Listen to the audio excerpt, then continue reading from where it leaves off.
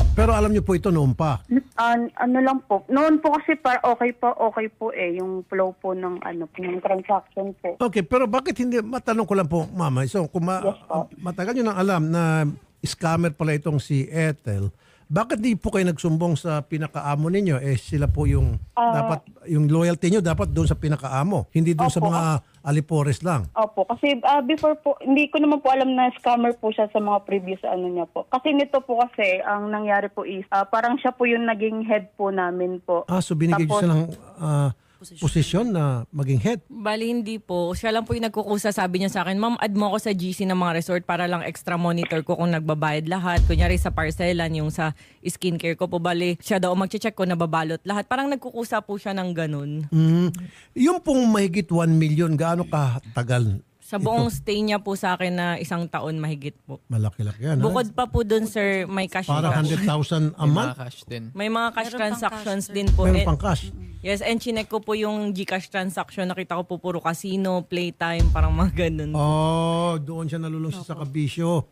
Yung casino, yung sugal-sugal online. Yes. Opo. Diyan nga marami nagdidispalko. So nasa na po itong si Ethel? Nasa kanila po, sa Amadeo, Cavite po. Anong trabaho niya doon ngayon? Bali, wala po. Kakatanggal lang. Kakatanggal lang po sa amin. Sinibak niyo talaga.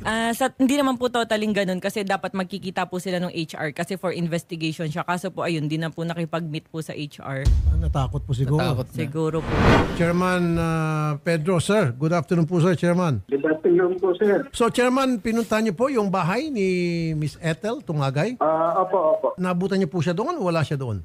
Kaninang umaga pa raw po siya umalis na ando po raw sa Imos, Cavite. Okay, sa inyong pagkakaalam, ano pong trabaho niya ngayon at meron hubang mga ibang tao na nagreklamo din sa inyo na pumunta sa barangay? Wala naman po, kundi si Ma'am Rosmar po wala. Okay. So sir, kapag nakita niyo siya, sabihin niyo po na hinahanap namin siya para makausap at pwede ho siyang kumontak sa amin para makuha din namin yung kanyang pahayag at syempre pag tumawag sa amin, tatawagan namin muli itong si Miss Rosemary, si Sir Jerome para pag-usapin sila at makita natin at timbangin yung mga pahayag nilang pareho.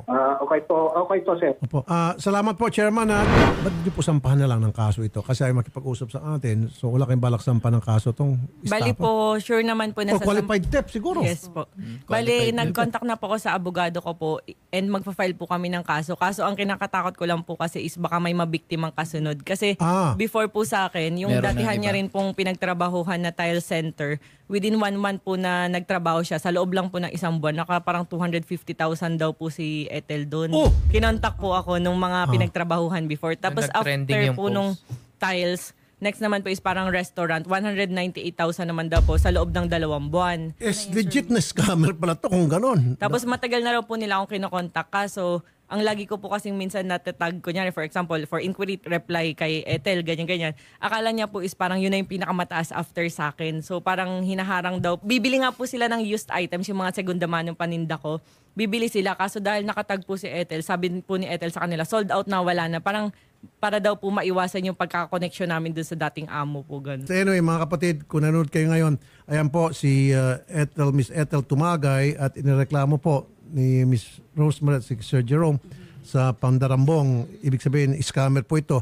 At kung totoo yung mga balita na nakarating kila Ma'am Rosemary at Sir Jerome, legit na scammer to. Ibig sabihin, expert na ito. Batikan na po. Professional na scammer. Kasi Kasi ito, Ultimo Caldero, pinagbebenta po Yung niya. pati kaldero. Yes po. Pati po yung cheese stick po dun sa una ko Yung pong merienda. business. Bali, nagsarado po Marami kasi pa sabi po niya yan. wala raw pong bumibili. Yung pala po sa Yung mga Gcash niya rin po power pala bank po. nasisend. Mahal palang kaldero. 5,000 na ibenta niya. Dalawa po. Dalawang kaldero, 5,000. Ang matindi po, Senator, yung freezer ko po, binenta po niya ng hindi ko alam. Nilabas po niya sa resort ko. Kaya po, Ayun, medyo mahal-mahal yung freezer yun. 10,000 po. Tumatawad po sa kanya yung customer kasi sira na raw po yung gulong. Sabi niya, wala fix na yan. Bakit mo kasi sabi po niya, ganun, wala fix Ayun, na yan. Bakit kasi binili mo? Dapat chinek mo nung nandito. Pero teka muna, ma'am. Okay, sir. Siyempre, pag ilabas niyo yung freezer, may kita siya ng mga tao, kasamahan o Yan, guards. report po yan, sir, nung guard. Yung picture po. Kaso dahil sa sobrang busy ko, hindi ko po nakita yung picture na Hindi, pero nag-update. bakit hindi pinipigilan sa loob kayo ng village? Hindi po, bale business po, commercial Okay, po. business.